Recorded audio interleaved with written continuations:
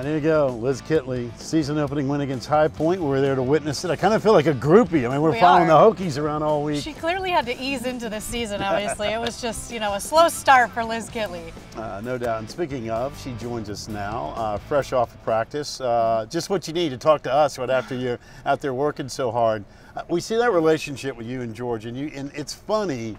We watch you guys from a team perspective, but to watch you at practice is even more interesting for me because the perspective is you guys don't even have to say anything to each other. It's almost like watching two people with an inside joke. I mean, I know you two can read each other's minds, especially watching a practice. That is really unique, isn't it? Yeah, no, we definitely can. I think that just shows how much time we've spent together over the last 4 years. Countless and countless hours, not just on the basketball floor, but in the apartment as well. And I think it's definitely developed into our own sort of language that we use often. Do we call this language anything? We don't, but I guess we do need a name. That can be a thing. Yeah, we need to think of a name of this language. Yeah. Well, welcome here to Charlotte, Spectrum Center, for a top 10 showdown tonight that is going to have national eyeballs, which is really spectacular.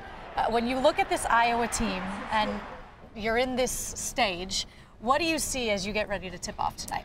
Yeah, I mean, obviously Caitlin Clark is an incredible player, but she doesn't do it by herself. They have really, really good post play also. Pretty similar too, so we're going to have to do a good job of knowing the scout and making sure we're trying to take away what they do best. And she's also surrounded by shooters, so that makes it really hard for defense. Obviously, they're really efficient on offense. They're good at that, and they know that.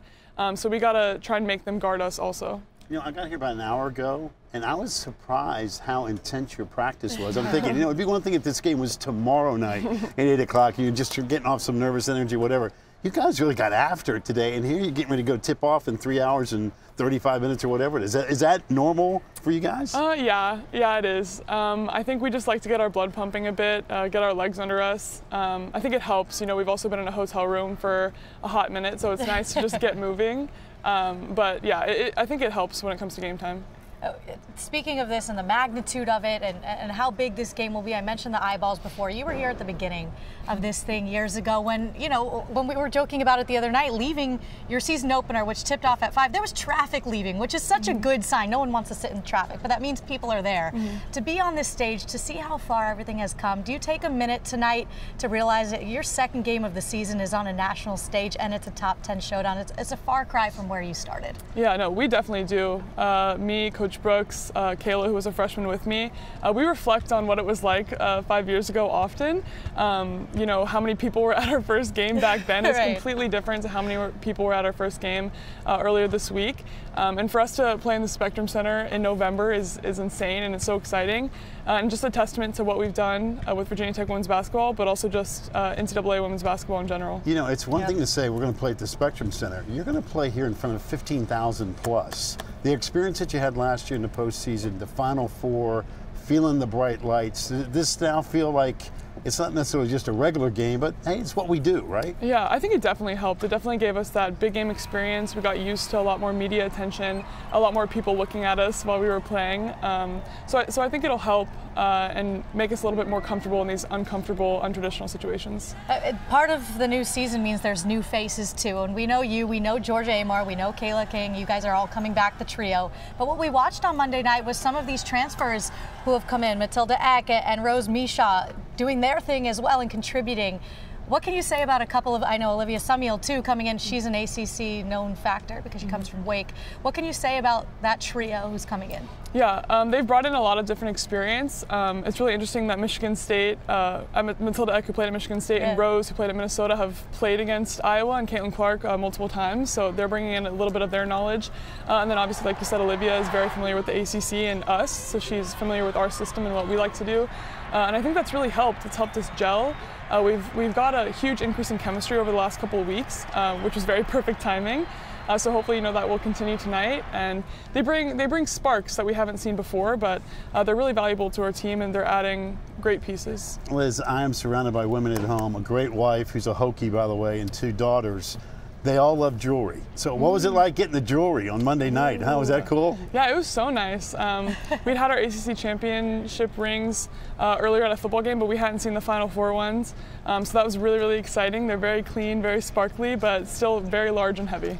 So what did you do with it? Is that now put away, or what do we showcase it a little bit? He told us all of your trophies are in his office, but I assume you keep the ring at home because that's one you want to have probably by your bedside. The ring is for me. I have the net from the ACC tournament too, and they're displayed. That's really cool.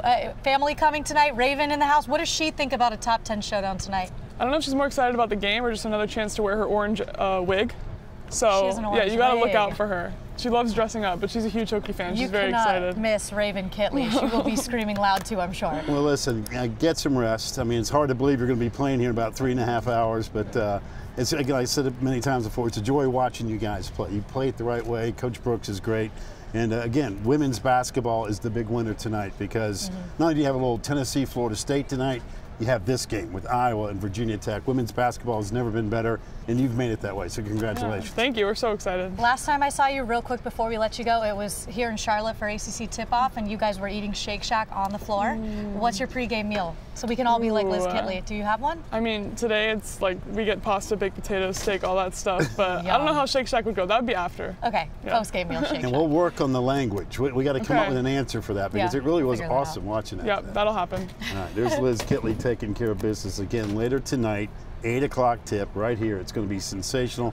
15,000 plus at the Spectrum Center. Virginia Tech, Iowa. Again, the big winner is women's basketball. No question. I'm so excited for this. And to that point, we started off this season on the women's side.